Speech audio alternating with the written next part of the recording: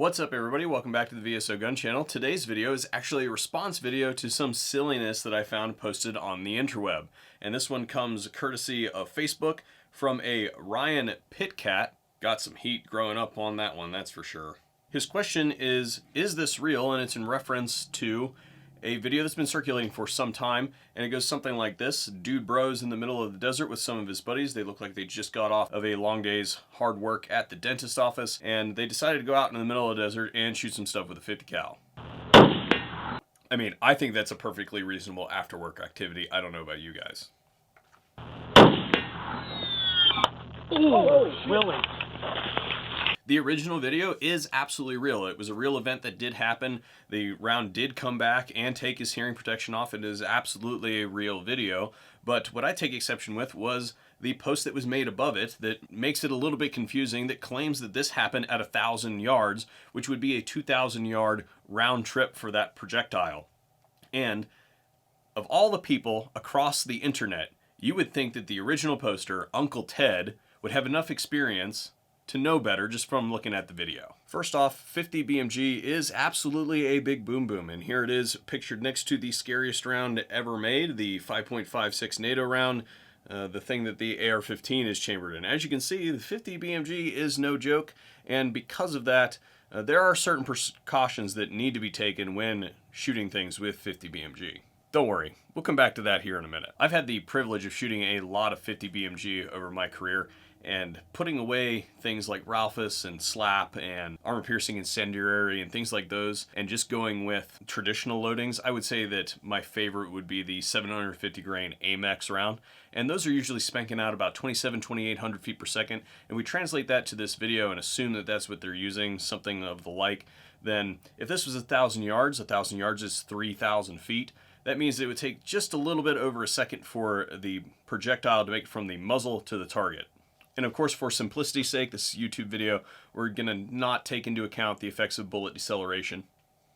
Normally we get some kind of audible report back, and that depends on the type of target it is and how it's constructed and all that sort of stuff, but that's pretty much the reason that we shoot steel, so we don't have to get out any high-powered optics or anything like that. That report is governed by the speed of sound, and the speed of sound can be variable depending on environmental factors, but it's generally accepted that under standard conditions is about 1,125 feet per second, and these guys look like they're in a desert, so the humidity should be relatively low, and that's the main factor that messes with that. Internet math, we're just going to go with it, and if we do that and add it to the flight time of the bullet, then from the launch of the bullet to the return of the audible report from the target, we should get something like 3.7 seconds if it is indeed at 1,000 yards. Let's go to the tape.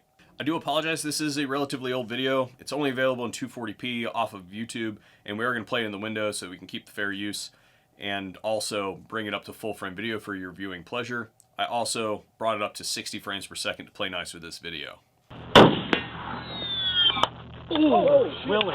I know that was fast, we'll play it again. I took 3 points of relevance. First off, I started the frame counter off of the shockwave from the muzzle device. At 37 frames, we get the audible report from the target. At 93 frames, we have an impact about what I'm going to say is 30 feet in front of the bench. And at 101 frames, we see the beginning of the disintegration of Billiam's hearing protection. 37 frames divided by 60 is 0.62 seconds for our sound report, putting it at roughly 17% of our theoretical. Meaning that the maximum theoretical distance this target could conceivably be without accounting for a slower speed of sound and bullet deceleration is 167 yards. Which makes sense. If you look at the video, there is a cloud that sort of manifests itself downrange after the fact. So now that we've quashed that one and pretty much put to bed that that is not 1,000 yards, the next question I have to ask is, there's a big deal made about how dangerous this is, and don't get me wrong, this is bad. This is a bad situation. This is why we wear PPE. The question I have to ask is this lethal? We know his head and hearing protection was impacted at 101 frames, and that it strikes the ground first at 93 frames. So in 8 frames, or 0.13 seconds, it covered the distance from the first impact on the ground to his head. I'm guesstimating, from looking at the video and having worked with a lot of video in the past, that that's approximately 10 yards. Your interpretation may vary, and if we use 10 yards, that's 30 feet. 30 feet divided by 0.13 seconds is approximately 230 feet per second.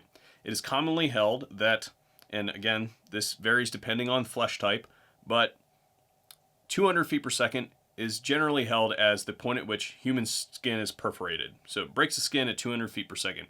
Anything above 300 feet per second is in what we term the potentially lethal threshold. So anything above 300 we assign as, yeah, could be lethal, depends where it hits you. So using that measurement of 10 yards or 30 feet puts us safely underneath that threshold and basically says, yeah, it's going to hurt really bad, but it's probably not going to kill you. However, if we redo the calculation saying that it's not 30 feet and it's 40 feet, then that puts us over the threshold. The other thing that we have to also recognize is that it struck the ground first. We're talking about the distance from where it struck the ground to where it struck its face. And when a projectile hits something, it's going to dissipate some of that energy. So it slowed down. It was going faster before it hit the ground and then bounced up and hit his face. So I think it's pretty safe to say that we were in lethal territory. So if it did not hit the ground and then just went straight into the center line of his face, it's a pretty safe bet that it probably would have killed him. That's the last one of them we're doing. So I did some extensive digging to see if I could uncover any background information on the incident, and I found the original post. Turns out they also really like these 750 grain loadings, and it looks like they report the target to be at 100 yards from the point of shooting. Although these guys don't really strike me as the type that go out with a kestrel to figure out exactly where the target's at. The point is that it is most certainly not at 1,000 yards. So I did some more digging, and it turns out that the 1,000-yard thing originated from Reddit.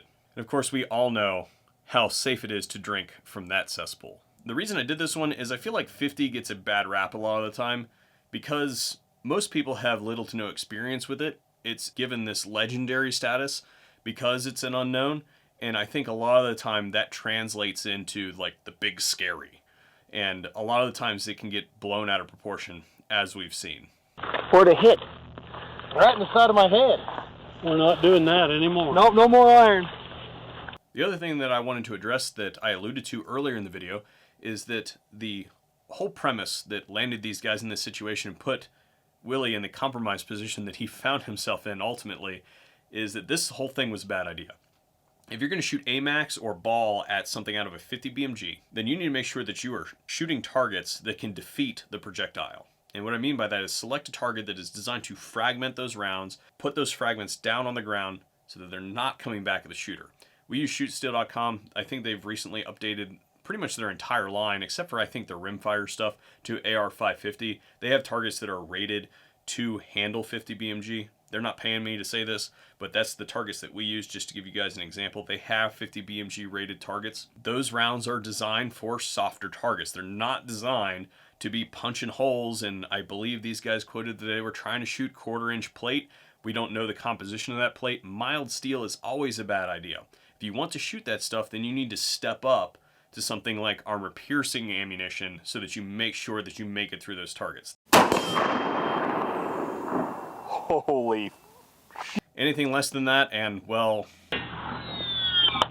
if you think the video was interesting or informative, please smash all those buttons down below.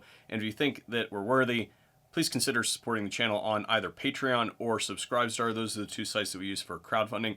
This is not a sponsored video. I want to turn this into perhaps a monthly segment that I do, and that does not mean, guys, that you can start spamming the pages with all of the videos from all across the internet. We already have a hero that we don't deserve to do that for us.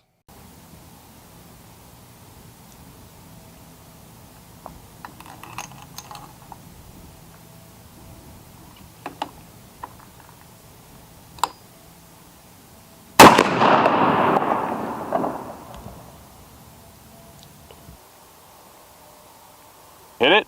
I did. Did you see the fireball? I wasn't paying attention. It lit that piece of steel up like a candle.